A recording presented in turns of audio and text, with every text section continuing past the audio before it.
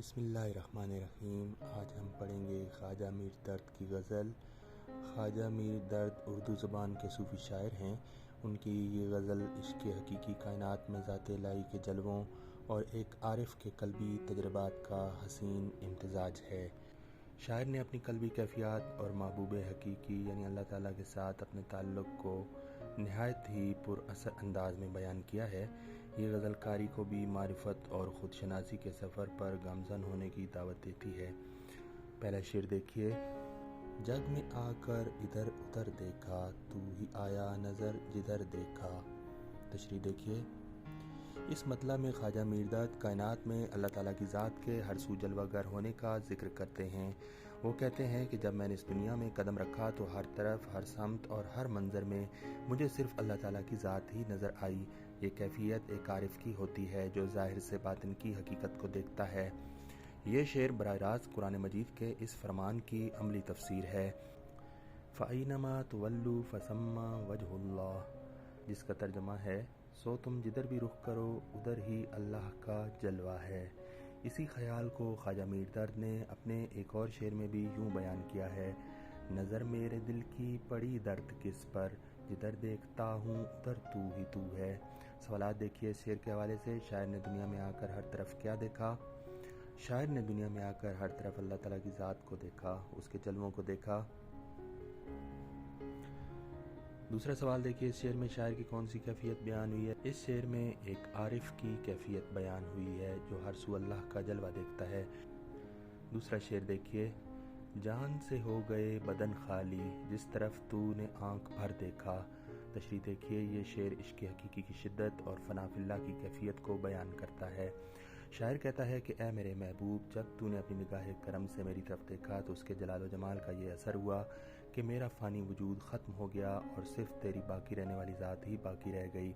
یہ کیفیت مشہور صوفی منصور حلاج کے اس قول سے بھی ملتی جلتی ہے جنہوں نے بے خودی میں فرمایا تھا، انا الحق، یعنی میں حق ہوں۔ یہ دراصل اسی فنا کی حالت کا اظہار ہے جہاں عاشق کا وجود فنا ہو کر اسے ہر جگہ صرف حق ہی حق نظر آتا ہے اور اس کی اپنی ہستی اور خواہشات فنا ہو جاتی ہیں۔ اہم سوالات دیکھیے۔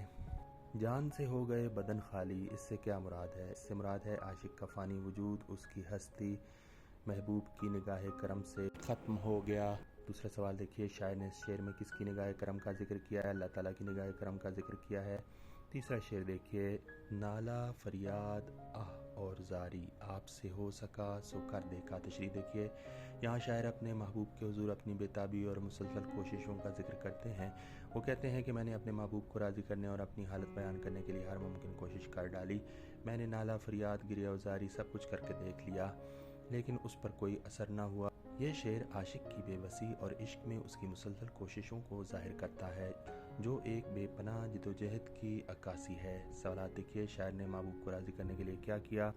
اس نے نالہ و فریاد گریہ و زاری سب کچھ کر کے دیکھ لیا۔ یہ شعر عاشق کی کس کیفیت کو ظاہر کرتا ہے؟ یہ شعر عاشق کی بے بسی اور مسلسل جدوجہد کو ظاہر کرتا ہے۔ چوتھا شعر دیکھیے، ان لبوں نے نہ کی مسیحائی، ہم نے سو سو طرح سے مر دیکھا۔ تشریح دیکھیے۔ اس شعر میں محبوب کی بے رخی اور عاشق کی مسلسل تکالیف کا بیان ہے۔ حوالے کا شعر دیکھیے، اذیت، مصیبت، ملامت، بلائیں، تیرے عشق میں ہم نے کیا کیا نہ دیکھا۔ یہاں لبوں سے مراد محبوب کا شفا بخش کلام یا نظر ہے۔ مسیحائی کا لفظ حضرت عیسیٰ علیہ السلام سے منسوب ہے جو مردوں کو زندہ کرنے کی طاقت رکھتے تھے۔ یہ شعر مجازی حوالے سے ہے اور اس کی تشریح دیکھیے۔ شاعر کہتا ہے کہ محبوب کی نظر کرم نے مجھے حیات نہیں بخشی، تسلی کے دو بول بھی ادا نہیں کیے، نہ کچھ بات کی، نہ جی بھر کے دیکھا، نہ کچھ بات کی، بڑی آرزو تھی ملاقات کی، جبکہ ہم نے اس کے بغیر سو سو طرح سے مر کر یعنی تکالیف سہ سہ کر اس کی بے رخی کا تجربہ کیا۔ یہ شعر عاشق کی بے بسی اور محبوب کی بے نیازی کے کرب کو بیان کرتا ہے۔ اسی سے ملتا جلتا ایک اور شعر ہے، ہم نے کس کس طرح سے آہ نہ کی، اس نے ایک بار بھی نگاہ نہ کی۔ سو سو صفت العادات بھی ہے اور صنعت تکرار بھی ہے۔ سوالات دیکھیے، ان لبوں نے نہ کی مسیحائی، اس سے کیا مراد ہے؟ اس سے مراد محبوب کی نظر کرم یا شفا بخش کلام ہے جس نے اسے نئی زندگی نہیں بخشی۔ سو سو طرح سے مر دیکھا، اس کا مطلب ہے کہ عاشق نے محبوب کی بے رخی میں کئی بار شدید تکلیف اور موت جیسی کیفیت کا تجربہ کیا۔ زور عاشق مزاج ہے کوئی، درد کو قصہ مختصر دیکھا۔ تشریح دیکھیے۔ یہ شعر انسان کی بے ثباتی، دنیا کی فنائیت اور عشق کی پائیداری اور طاقت کو خوبصورتی سے بیان کرتا ہے۔ یہ غزل کا مقطع ہے۔ اس مصرعے میں زور کا مطلب ہے طاقت، قوت یا شدت۔ شاعر کہہ رہا ہے کہ عاشق ہونا کوئی معمولی بات نہیں، یہ ایک زبردست اور طاقتور جذبہ اور کیفیت ہے۔ اس کے بعد شاعر اپنی ذات کا حوالہ دیتے ہوئے کہتا ہے کہ شدید محبت یعنی عاشقی کے باوجود جب میں نے اپنے آپ کو دیکھا یعنی درد کو، تو میرا قصہ بہت مختصر تھا، یعنی میری زندگی کا حاصل اور اختتام بس ایک مختصر سی داستان ہے۔ مراد یہ ہے کہ انسان کی زندگی فانی ہے اور مختصر ہے۔ کیا بھروسہ ہے زندگانی کا، آدمی بلبلا ہے پانی کا۔ دنیا کی حقیقت عشق کی طاقت کے سامنے کچھ بھی نہیں۔ انسان کی زندگی عارضی ہے، لیکن اس کے دل میں موجود عشق کا جذبہ پائیدار اور لامحدود ہوتا ہے۔ سوالات دیکھیے، شاعر نے خود کو قصہ مختصر کیوں کہا؟ قصہ مختصر اس لیے کہا ہے کیونکہ عشق کی طاقت اور وسعت کے مقابلے میں انسانی زندگی اور اس کی ہستی بہت فانی اور عارضی ہے۔ اس شعر میں درد کیا پیغام دے رہے ہیں؟ اس میں پیغام یہ دے رہے ہیں کہ عشق وہ طاقتور اور دائمی حقیقت ہے جس کے سامنے خود انسان کی ہستی اور اس کی زندگی ایک مختصر سی کہانی کی مانند ہے۔